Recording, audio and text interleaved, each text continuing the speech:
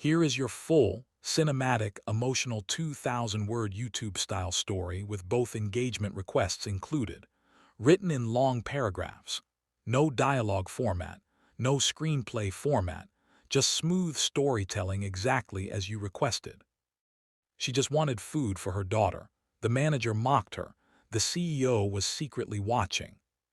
The rain had already soaked through her thin shawl by the time she stepped into the warmth of the cafe, but that wasn't what made her hands shake.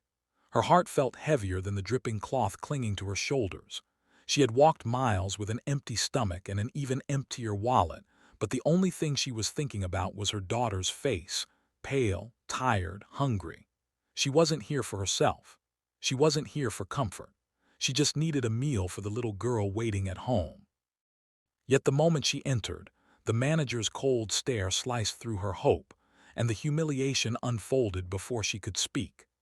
Behind her, unknown to her, the CEO, who rarely visited his own branches, sat quietly in the corner, observing everything with a seriousness that promised change. If you believe kindness still matters, if you believe everyone deserves a second chance, please like, comment, share, and subscribe to KH Stories. Your support truly keeps stories like this alive. She had once lived a life where she didn't have to beg for anyone's mercy. There was a time when she had a husband who worked tirelessly, when she cooked warm meals every evening, when laughter filled the home and her greatest worry was making sure her daughter finished her homework. But everything changed in one night.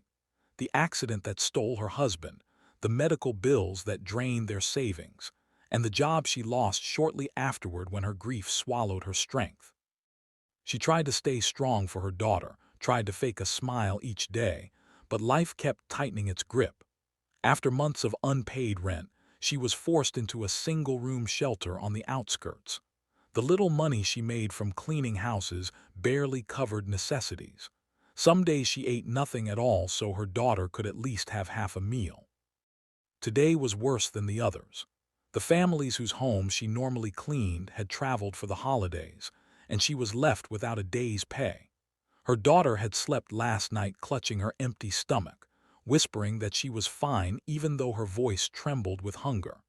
That memory burned through her chest as she gathered the courage to enter the cafe, hoping she could buy at least a bowl of soup with the few coins she carried.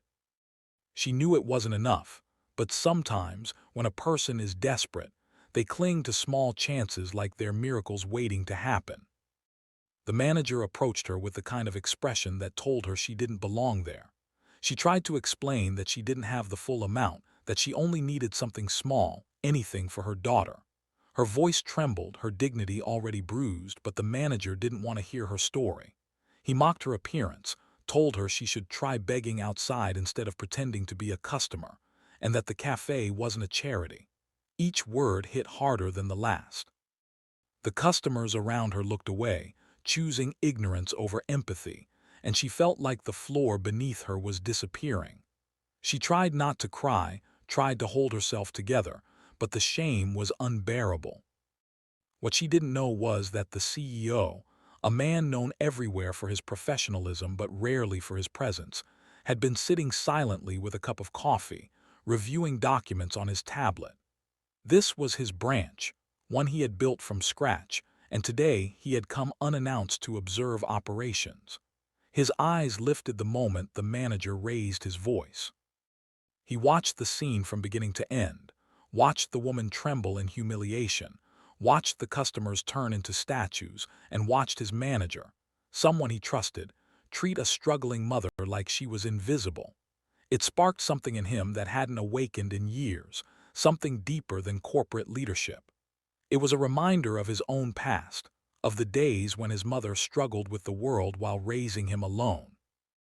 The woman stepped back from the counter, ready to leave, ready to accept that even this tiny hope was gone. But her legs felt weak, and everything inside her felt painfully heavy. She whispered an apology, even though she had done nothing wrong and had almost reached the door when she heard footsteps approaching her from behind. It wasn't the manager, it was the CEO, though she didn't recognize him. He gently tapped her arm and asked her to wait for a moment. His voice was calm, almost too gentle for a man of power, and she couldn't understand why someone like him would approach her at all. He walked past her and confronted the manager in a tone that silenced the entire cafe. The humiliation the woman had endured was now directed, rightfully, toward the manager. The CEO didn't believe in cruelty, especially toward those struggling. He reminded his staff loudly that respect was not optional, kindness was not a favor, and the company was built on values, not arrogance. The manager's face drained of color as he realized who he had been mocking in front of. Within minutes, he was suspended on the spot. CEO returned to the woman, offering her a seat and a hot meal. Not just one, but several dishes carefully prepared for her to take home. She tried to refuse, embarrassed and overwhelmed, but he insisted gently. When the food arrived, the aroma alone made tears spill down her cheeks. She hadn't tasted real food in days. He asked about her life, and as she slowly shared her story, the CEO felt something stir inside him, an urge not just to feed her for the day, but to rewrite her tomorrow. She wasn't lazy or irresponsible. She was a survivor, a mother fighting quietly against the storm life had thrown at her. He requested her address and promised to visit the next day, but she didn't believe it.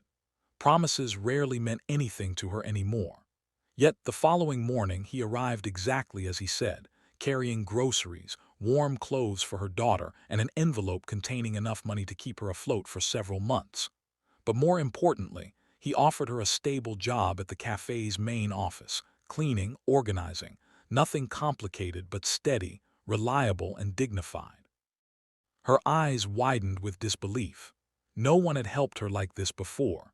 She accepted with trembling hands, unable to form the words she wanted to say. Her life began to change slowly but beautifully. With every passing week, she grew stronger, more secure, and more hopeful. She was no longer treated as a burden. She had colleagues who respected her, a workplace that valued her, and a CEO who often checked on her progress with the sincerity of someone who genuinely cared. Her daughter blossomed too, laughing more, eating well, studying eagerly, and telling her mother that she felt safe again. The CEO never made their story public. He didn't want praise. He didn't want the world to know he had helped someone. He believed kindness was most powerful when it wasn't performed for applause.